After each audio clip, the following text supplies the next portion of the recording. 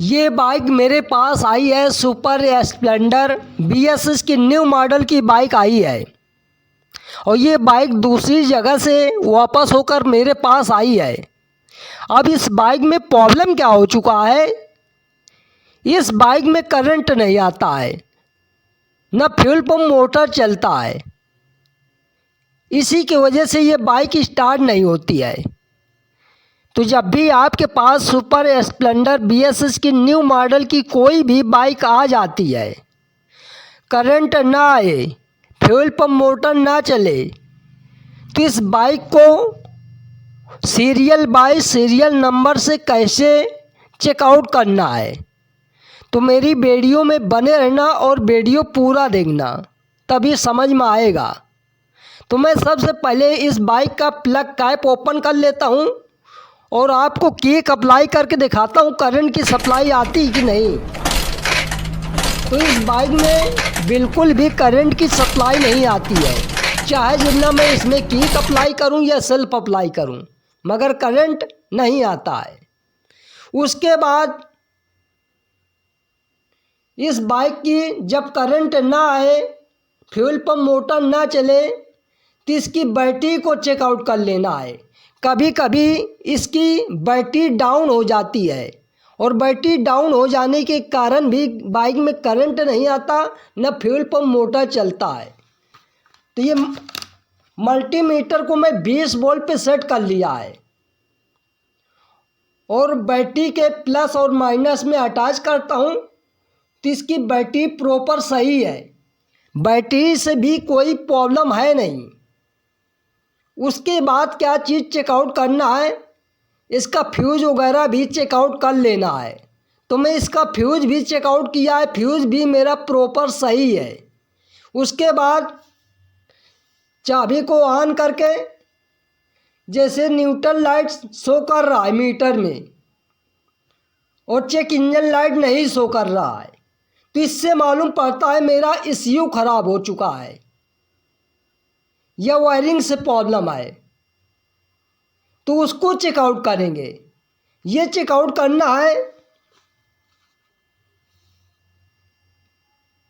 तो मैं सबसे पहले इसकी चाबी को ऑन ऑफ करता हूँ, तो फ्यूल पंप मोटर से कोई भी साउंड नहीं आता है। उसके बाद ये फ्यूल पाइप भी मैं ओपन करके दिखा देता हूँ। ये फ्यूल पाइप इंजेक्टर की तरफ से ओपन करना है, तो मैं इंजेक्टर की तरफ से इस पाइप को ओपन कर लिया है और ओपन करने के बाद इसकी चाबी को ऑन ऑफ करता हूँ, तो एक भी बूंद का पेट्रोल की सप्लाई नहीं आती है। चाहे जितना मैं इसकी चाबी को ऑन ऑफ करूँ, कुछ भी पेट्रोल नहीं आता है, जबकि इसकी बैटरी भी सही है, फ्यूज़ भी सही है, फिर भी फ्यूल पंप मोटर से कोई साउंड नहीं आता, न बाइक में करंट आता है।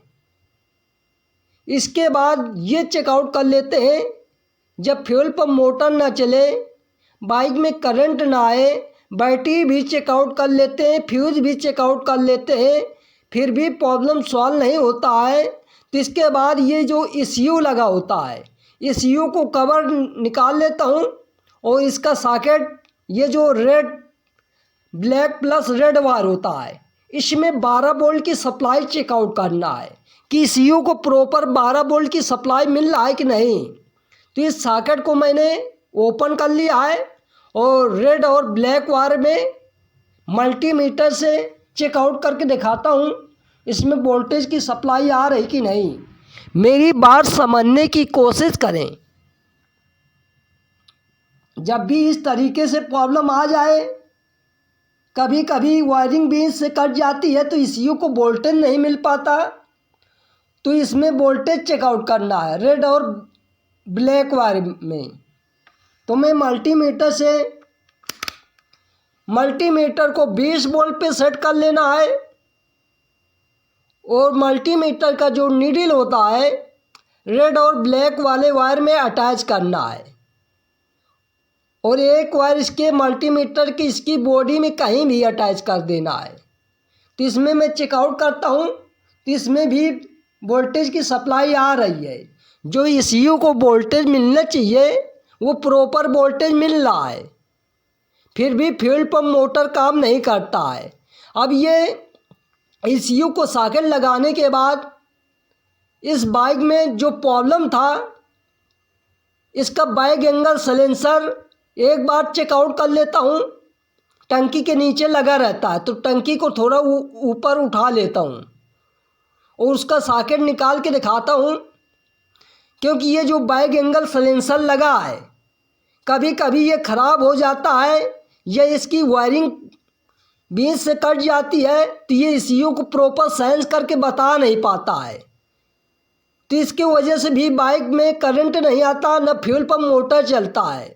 तो इसका मैं सॉकेट ओपन कर लेता हूँ और सॉकेट ओपन करने के बाद, क्योंकि ये जो बाइक एंगल सलेंसर लगा है ये ECU को प्रॉपर सेंस करके बता नहीं पाता है। ये जो रेड प्लस ब्लैक वायर होता है और ये जो ECU से वोल्टेज आता है 5 वोल्ट का करंट, तो मैं आपको ECU के पास भी दिखा देता हूँ।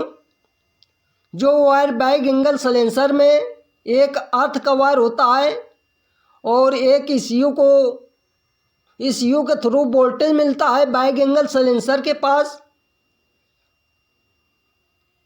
तो ये जो ECU लगा है तो ये वायर बाइक एंगल सलेंसर में अटैच रहता है। ये ECU को बाइक एंगल सेंसर ECU को सेंस करके बताता है। तो ये सॉकेट निकाल के एक बार मैं चेकआउट कर लेता हूँ कि बाइक में करंट की सप्लाई आती है कि नहीं, फिर नहीं आता तो फिर आगे चेकआउट करेंगे। तो मैं सबसे पहले इसकी चाबी को ऑन करके दिखाता हूँ।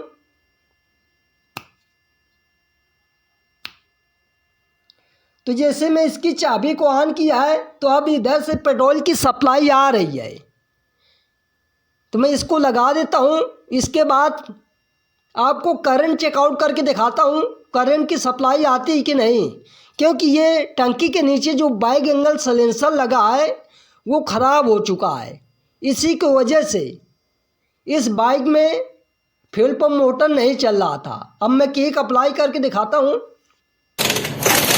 अब इस बाइक में करंट की सप्लाई भी प्रॉपर आ रही है, आप गौर करके देखें, करंट भी आ रहा है, फ्यूल पंप मोटर भी चल रहा है। तो मैं इस बाइक का प्लग वगैरह अटैच कर देता हूँ और प्लग वगैरह अटैच करने के बाद बाइक को मैं स्टार्ट करके दिखाता हूँ कि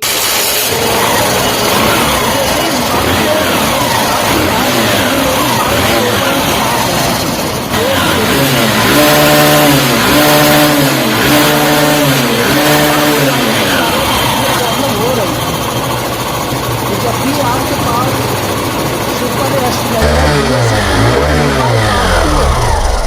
तो सारी चीज़ों को सीरियल बाय सीरियल नंबर से चेकआउट करना है, कोई चीज़ से घबराना नहीं है। अब इस बाइक में कोई भी प्रॉब्लम नहीं है, बाइक एंगल सलेंसर ख़राब हो जाने के कारण ये प्रॉब्लम हो रही थी। तो इसका अभी मेरे पास बाइक एंगल सलेंसर है नहीं, तो फिर मंगवा के इसमें दूसरा बाइक एंगल सलेंसर डाल के फिर चेकआउट कर लूँगा, क्योंकि सारी चीज़ मैंने चेकआउट किया था। और जैसे बाइक एंगल सलेंसर का सॉकेट निकालने के बाद